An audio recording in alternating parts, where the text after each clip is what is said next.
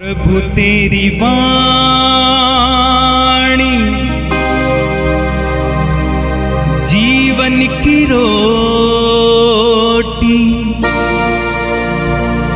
नयनों की ज्योति, अंधेरा मिटाती।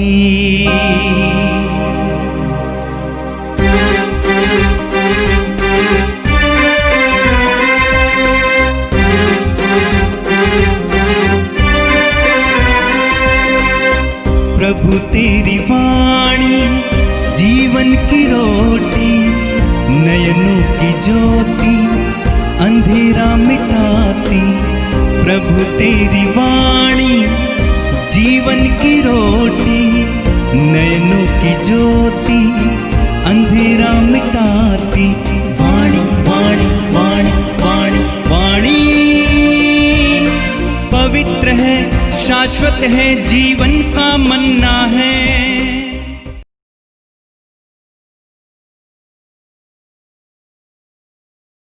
9 नवंबर सोमवार नबी अज़ेकियल का ग्रंथ, अध्याय 47, पद संख्याएं 1 से 9 और 12। स्वर्गदूत मुझे मंदिर के द्वार पर वापस ले आया। वहां मैंने देखा कि मंदिर की देहली के नीचे से पूर्व की ओर जल निकलकर बह रहा है, क्योंकि मंदिर का मुख पूर्व की ओर था। जल वेदी के दक्षिण में मंदिर के दक्षिण पार्श्व के नीचे से बह रहा था। स्वर्गदूत मुझे उत्तरी फाटक से बाहर घुमाकर पूर्व के बाह्य फाटक ले गया। वहां मैंने देखा कि जल दक्षिण पार्श्व से टपक रहा है। उसने मुझसे कहा, यह जल पूर्व की ओर बहकर अराबा घाटी तक पहुंचता है और समुद्र में गिरता है। यह उस समुद्र के खारे पानी को मीठा कर देता है। यह नदी जहां कहीं गुजरती है, वहां पृथ्वी पर विचरने वाले प्राणियों को जीवन प्रदान करती है। वहां बहुत सी मछलियां पाई जाएंगी, क्योंकि यह धारा समुद्र का पानी मीठा कर देती है और जहां कहीं भी पहुंचती है जीवन प्रदान करती है। नदी के दोनों तटों पर हर प्रकार के फलदार पेड़ उगेंगे। उनके पत्ते नहीं मुरझाएंगे और उन पर कभी फलों की कमी नहीं होगी। वे हर महीने नए फल उत्पन्न करेंगे, क्योंकि उनका जल मंदिर से आता है। उनके फल भोजन और उनके पत्ते दवा के काम आएंगे। यह प्रभु की वाणी है। संत योहन के अनुसार पवित्र सुसमाचार, अध्याय 2 वाक्य 13 से 22 तक। यहूदियों का पास्का पर्व निकट आने पर ईसा यरूशलेम गए। उन्होंने मंदिर में बैल, भेड़ें और कबूतर बेचने वालों को तथा अपनी मेजों के सामने बैठे हुए सराफों को देखा। उन्होंने रस्सियों का कोड़ा बनाकर भेड़ों और बैलों सहित सबको मंदिर से बाहर निकाला। सराफों के सिक्के छितरा दिए, उनकी मेजें उलट दी और कबूतर बेचने वालों से कहा, ये सब यहां से हटा ले जाओ, मेरे पिता के घर को बाजार मत बनाओ। उनके शिष्यों को धर्म ग्रंथ का यह कथन याद आया, तेरे घर का उत्साह मुझे खा जाएगा। यहूदियों ने ईसा से कहा, आप हमें कौन सा चमत्कार दिखा सकते हैं जिससे हम ये जानें कि आपको ऐसा करने का अधिकार है। ईसा ने उन्हें उत्तर दिया, इस मंदिर को ढा दो और मैं 3 दिनों के अंदर फिर खड़ा कर दूंगा। इस पर यहूदियों ने कहा, इस मंदिर के निर्माण में 46 वर्ष लगे और आप इसे 3 दिनों के अंदर खड़ा कर देंगे। ईसा तो अपने शरीर के मंदिर के विषय में कह रहे थे। जब वो मृतकों में से जी उठे तो उनके शिष्यों को याद आया कि उन्होंने ये कहा था, इसलिए उन्होंने धर्म ग्रंथ और ईसा के इस कथन पर विश्वास किया। यह प्रभु का दिव्य सुसमाचार है। ख्रिस्त प्रभु की जय। मेरे प्रिय भाई और बहनों, आज हम एक महत्वपूर्ण त्योहार मना रहे हैं और वो त्योहार है लातरेन महागिरजाघर का प्रतिष्ठान पर्व। लातरेन महागिरजाघर का प्रतिष्ठान पर्व। ये लातरेन महागिरजाघर क्या है? आप सभी जानते हैं, या जिन्होंने कलीसिया का इतिहास पढ़ा है वे जानते हैं, और बार बार मैंने इस बात का जिक्र भी किया है कि प्रभु यीशु की मृत्यु के बाद करीब 270 साल तक उनके शिष्यों पर घोर अत्याचार चलता था। पूरे रोमा साम्राज्य में, उस समय रोमा साम्राज्य चारों ओर फैला हुआ था, पूरे रोमा साम्राज्य में यीशु के शिष्यों यानी ईसाइयों को अवैध माना जाता था। उनको आजादी नहीं थी। वे चोरी छिपे यहां वहां आराधना प्रार्थना करते थे। खुलेआम अपने विश्वास को व्यक्त करने का अधिकार नहीं था, क्योंकि वे वैध नहीं माने गए थे। करीब करीब सभी सम्राटों के समय उन पर घोर अत्याचार भी हुआ था। इसके बावजूद मसीहियों यानी प्रभु यीशु के शिष्यों की संख्या बहुत ही ज्यादा बढ़ गई थी, जबकि लाखों मसीहियों ने अपनी जानें दे दी। 313 में, सन 313 में सम्राट कॉन्स्टेंटाइन ने, जब सम्राट कॉन्स्टेंटाइन रोम साम्राज्य के सम्राट थे, उन्होंने मसीहियों को आजाद किया। कई कारण हैं, मैं यहां बताना नहीं चाहता हूं। उन्होंने मसीहियों को आजादी दे दी। उस समय से पूरे रोमा साम्राज्य में मसीही आजाद और धर्म के लोग माने जाते थे। वास्तव में उनकी मां हेलेना ने प्रभु यीशु को अपनाया था, वो भी विश्वासी बन गई थी। और उनकी पत्नी फौस्टा, उन्होंने भी प्रभु को ग्रहण किया और प्रभु की शिष्या बन गई थी, मसीही बन गई थी। तो कॉन्स्टेंटाइन, सम्राट कॉन्स्टेंटाइन की पत्नी फौस्टा ने अपने एक महल को संत पापा को दे दिया। उस समय के संत पापा थे संत पापा मिलिटाडस।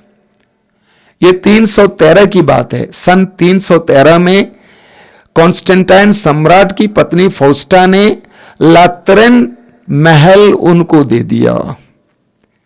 उस महल का एक हिस्सा एक महागिरजाघर का रूप लिया। मैंने आपसे कहा 313 तक विश्वासी लोग, मसीही लोग अवैध माने जाते थे। उनका कोई खास गिरजाघर नहीं था।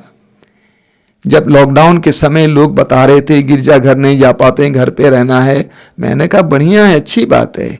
कलीसिया करीब 300 साल तक बिना गिरजाघर के बढ़ी हुई थी। 313 में यह महल दिया गया था और 324 में उस समय के संत पापा थे संत पापा सिल्वेस्टर।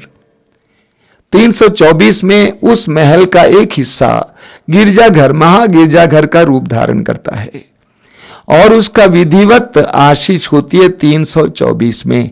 यह पहला गिरजाघर है कलीसिया में, इसीलिए इसको, इस लातरेन बसलिका या महागिरजाघर को सभी गिरजाघरों की मां कहा जाता है।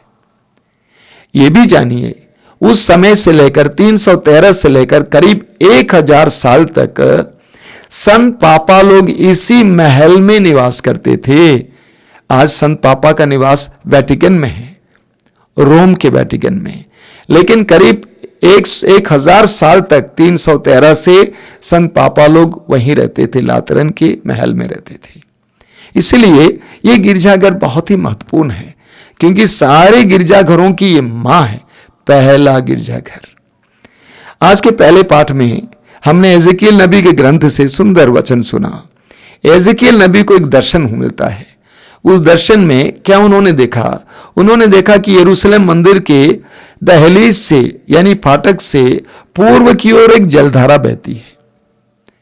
और उस जलधारा की खूबी यह है कि वो जहां कहीं भी जाती थी, विशेष करके वहां पर हम जानते हैं मृत सागर की ओर बहती थी, तो वहां की मृत सागर का जल जीवंत हो जाता था।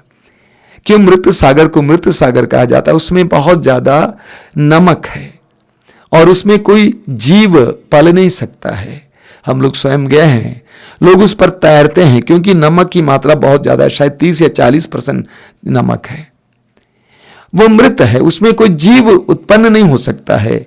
लेकिन यहां पे बताया गया है जो जलधारा उस मंदिर के वहां से बहकर उस मृत सागर में जाती है, वहां पर मृत सागर के जल को मीठा बना देती है और वहां पर मछलियां उत्पन्न हो जाती है।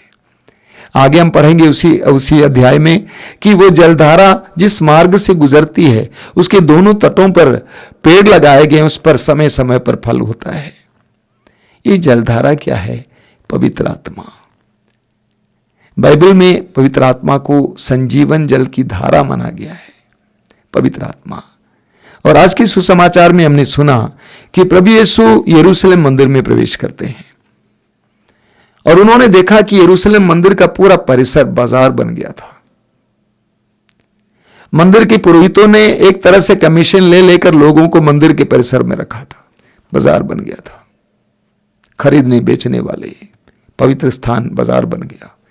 प्रभु के अंदर मंदिर के प्रति, अपने पिता के भवन के प्रति इतना उत्साह बढ़ा कि उन्होंने कोड़े लगवाए सब पर और सबको भगा दिया और कहा कि लिखा है मेरे पिता का भवन प्रार्थना का भवन होगा, तुमने उसको लुटेरों का अड्डा बना दिया है।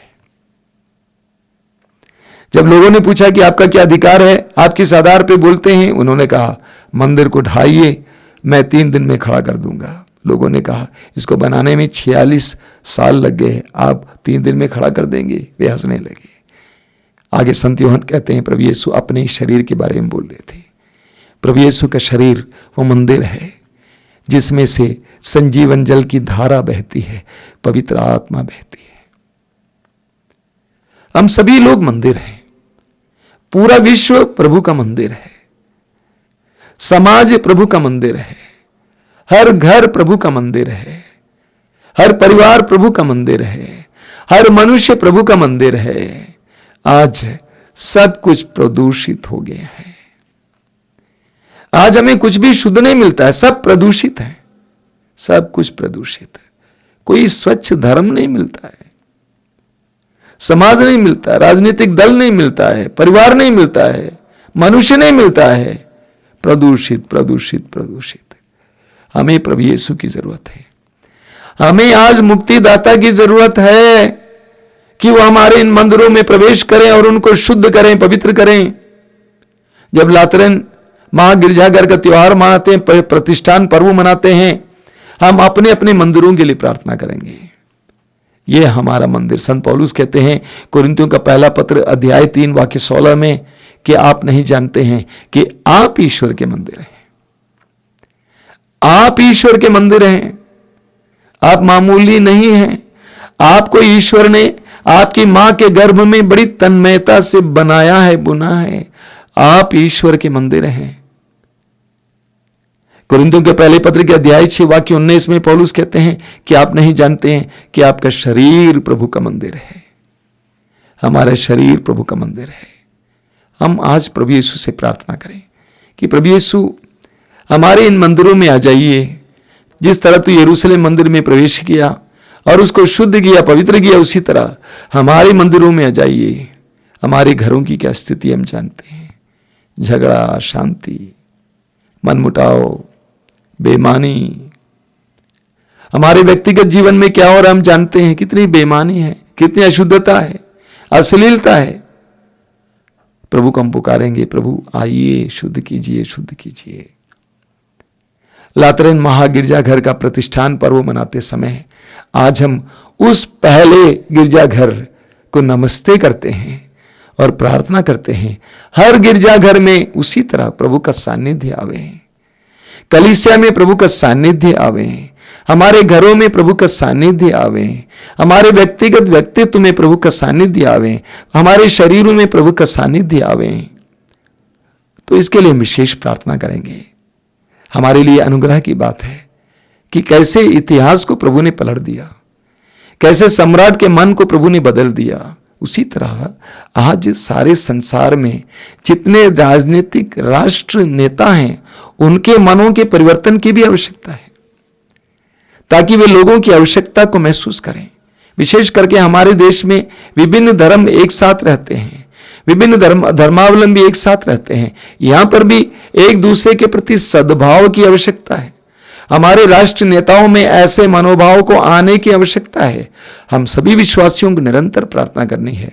मेरा ये पक्का विश्वास है कि उस समय मसीहियों ने, प्रभु यीशु के भक्तों और विश्वासियों ने हृदय खोल कर प्रार्थना की, जिसके बदौलत उनको आजादी मिली और खुलकर अपने विश्वास को जीने और प्रकट करने का मौका मिला। आज हम प्रार्थना करते हैं इस सारी बातों के लिए। आंखें बंद कीजिए। प्रभु यीशु, इस महान पर्व के लिए धन्यवाद देते हैं। लातरन महागिरजाघर सभी गिरजाघरों की मां है। आज हम कलीसिया के लिए, सभी गिरजाघरों के लिए प्रार्थना करते हैं। हमें शुद्ध जीवन जीने की कृपा दीजिए।